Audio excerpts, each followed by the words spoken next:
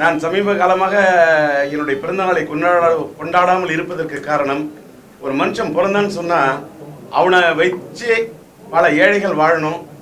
அவனால் அன்றைக்கி குறைந்தபட்சம் அத்தனை பேருக்கு உணவு போடக்கூடிய ஒரு அளவுக்கு, இல்லை ஏதாவது தானம் பண்ணக்கூடிய அளவுக்கு இருக்கணும்னு நான் கருதுகிறேன். நான் சினிமாவில் எத்தனையோ படம் வெற்றி படம் கொடுத்தேன்.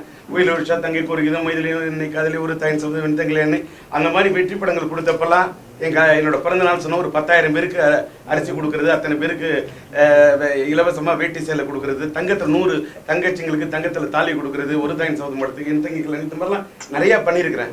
அந்த மாதிரி பல வருடம் பிறந்தநாளை கொண்டாடினேன்னா, இப்போ சமீப காலமாக என்னோட பிறந்தநாளை கொண்டாடாததுக்கு காரணம், நான் அந்த அளவுக்கு இன்னும் பெரிய இது பண்ணல, பெருசாக நம்ம சாய்ச்சிட்டோம்னு நினைக்கல, மக்களுக்கு ஏழை மக்களுக்கு ஏதாவது பண்ணக்கூடிய அளவுக்கு.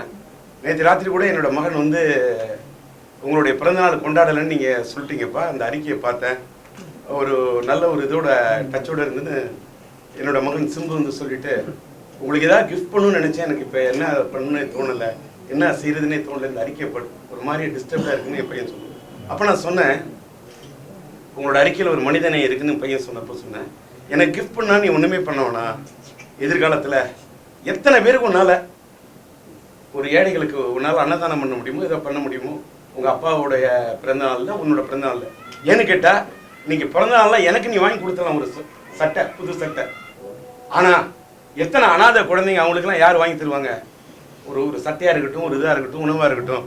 அந்த மாதிரி ஒரு வாழ்க்கையில் பிறந்தநாள்னா அதை மாதிரி செய்யணும்ப்பா அப்படின்னு சொல்லிட்டு என் பையனுக்கு சொன்னேன். மறைந்துவிட்ட மக்கள் திலகம் எம்ஜிஆர் அவர்களுடைய ஆட்சி காலத்தில் தொடங்கி பல்வேறு காலகட்டங்களில் நான் திமுகவுக்காக உழைத்து பார்த்து விட்டேன், ஓடாய் தேய்ந்து விட்டேன். ஒரு உண்மையை மட்டும் உணர்ந்து விட்டேன், கலைஞர் அவர்கள் தான் பெற்றெடுத்த பிள்ளைக்காக யாரை வேண்டுமானாலும் இழப்பார். கலைஞர் அவர்கள் தான் பெற்றெடுத்த பிள்ளைக்காக யாரை வேண்டுமானாலும் இழப்பார். அதனால்தான் அப்பேற்பட்ட மக்கள் திலகம் எம்ஜிஆரையே கலைஞர் தூக்கி எறிந்தார். அந்த எம்ஜிஆருக்கு முன்னால் நானெல்லாம் எம்மாத்திரம்.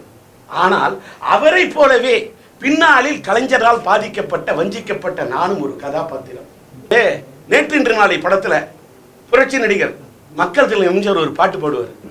மக்கள் நலம் மக்கள் நலம் என்றே சொல்லுவார், தன் மக்கள் நலம் ஒன்றே தான் மனதில் கொள்ளுவார். இதை பாடியது அவர் அன்று. ஆனால் காலம் கடந்து நான் அதை உணர்ந்து பார்க்கிறேன் இன்று. இன்றைய நிலையில் திமுகவிலே எல்லாமே தளபதி. ஆனால் அவருடன் கூட்டணிக்கு போய் கூட நிற்க வேண்டும் என்று எனக்கு இல்லை தலைவிதி. என்னோட 32வது பிறந்த நாளின் போதும், என்னோட 33வது பிறந்த நாளின் போதும் கலைஞர் அவர்கள் ஒரு கருத்தை பதிவு செஞ்சார். தம்பி ராஜேந்தர் என் திறமையிலும் சரி, வயதிலும் சரி, என்னில் பாதி என்றார். ஆனா அதோட அர்த்தம் எனக்கு காலம் கடந்து இப்பதான் புரியுது. என்னன்னா, கலைஞரோட முடிஞ்சு போச்சு என் வாழ்வில் ஒரு பாதி, இனிமே தலைகீழாக மாறப்போகிறது மறுபாதி. இனி இறைவன் தான் என் வாழ்க்கையில கொடுக்க வேண்டும் புதிய நீதி. பகுத்தறிவு தந்தை பெரியார், பேரறிஞர் அண்ணா, பொன்மனச்செம்மல் எம்ஜிஆர் இவர்களுடைய ஆன்மாக்கள் எனக்கு காட்டுகிறது வழி. கடவுளோட அருளால் காலம் எனக்கு திறந்து விட்டது ஞான விழி. இந்த பிறந்த நாளான இன்றிலிருந்து, ஒன்றிலிருந்து தொடங்கி புதியதாக போட நினைக்கிறேன் பிள்ளையார் சுழி. எங்களிடம் இருப்பது லட்சியம், இறைவன் அருளால் நாங்கள் வெல்வது நிச்சயம். முதல்வரோட படத்தை வீடுன்னு சொல்லி திமுக தலைவர் கலைஞர் சொல்லியிருக்காரு. இது குறித்து அவர்கிட்ட போய் கேளுங்க. இல்ல, ஒரு அரசியல் தலைவரா நீங்க இதை எப்படி பாக்குறீங்க? நாகரிகமானதா இது? இன்னொன்னு, ஒரே ஒரு நிமிஷம், நான் இந்த கேள்விக்கு பதில் சொல்ல. இன்னொன்னு, அவரு ஏன் இந்த கேள்வியை சட்டசபையில எதிர்கட்சி தலைவராக இருக்கக்கூடிய அவர் பிள்ளையார பேச முடியாதனாலதான் கலைஞர் பேசுறாரு. ஏன் அவர் பிள்ளையார பேச முடியல? பிள்ளையோ பிள்ளை ஏன் பேச முடியல? பேச வேண்டியதானே? அடுத்த முதல்வர் நாட்டில் சொன்ன மத்தவங்க எல்லாம் பேசலையே. பின்னால கனவுலகத்தில் பின்னால் முதல்வர்கள் எல்லாம் பேச மாட்டாங்க. முன்னாள் முதல்வர் கலைஞர் தானே சார் பேசியிருக்காரு. இந்த கனவுலகத்தின் பின்னால் முதல்வர்கள் ஏன் வாய் திறந்து கேட்கல? மக்கள்கிட்ட போட்டும் பேசுறேன்ல, இதெல்லாம் தெரிஞ்சுக்கணும் சார். கூரை ஏறியா கோழி பிடிக்க முடியாதவனா வானமேறி வைகுந்தம் போறான்னு கேள்வி கேட்ட மாதிரி கோட்டைக்குள்ளேயே போய் விடுறாங்க கொரட்டை. இப்ப உள்ளாட்சி துறை தேர்தலில் ஜெயிச்சு எங்க போய் அடிக்க போறாங்க அரட்டை? இந்த காவேரி நீர் பிரச்சனையில அவர் ஆடக்கூடிய இந்த நாடகம், காவிரியில் தண்ணீரை தரமாட்டேன் என்று சொல்லுகிறது கர்நாடகம். கலைஞரே ஆடிக்கொண்டிருக்கிறார். இன்னும் நாடகம். எதிர்ப்பேன் சார், எதிர்த்து குரல் கொடுப்பேன் சார்.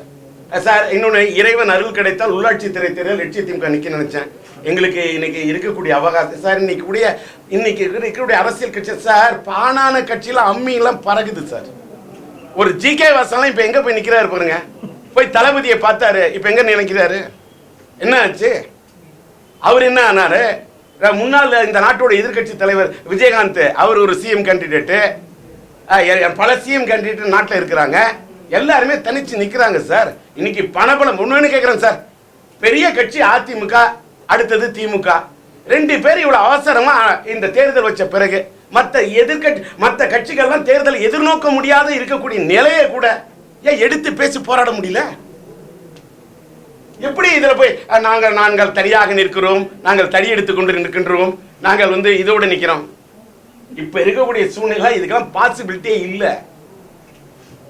ஆனால் நான் மைக்க வச்சா, ஒளிபெருக்கி வச்சா, தொலைக்காட்சி வச்சா பேச வேண்டிய விஷயத்தை பேசுவேன். இனிமே யாருக்கு ஓட்டு விழுதோ இல்லையோ, யாருக்கு ஓட்டு விழக்கூடாதோ அவங்களுக்கு வெப்பம் வெட்டு. லட்சிய திமுக சார்பில் வெப்பம் வெட்டு பேசுவேன். பேட்டி குட்டிப்பம் பேட்டி. அவர வேண்டியவங்களுக்கு அவரும் பேட்டின்னு சொன்ன மாதிரி அவரும். நான் இல்லை அரசு எந்திரம், என்னிடத்தில் இல்லை எந்த விதமான தாரக மந்திரம். நான் சாதாரண மனுஷன். உங்களுக்கும் தெரியும் சில தந்திரம். உங்களுக்கும் தந்திரம் தெரியும். எனக்கும் தெரியும் தந்திரம். ஆனால் எனக்கும் தெரியும் தந்திரம். ஆனால் உங்களுக்கு இன்று இருக்கிறது ஓரளவுக்கு மட்டும்தான் சுதந்திரம். ஏனென்றால் உங்களையும் இயக்குவதற்கு இருக்கிறது மேலே ஒரு இயந்திரம்.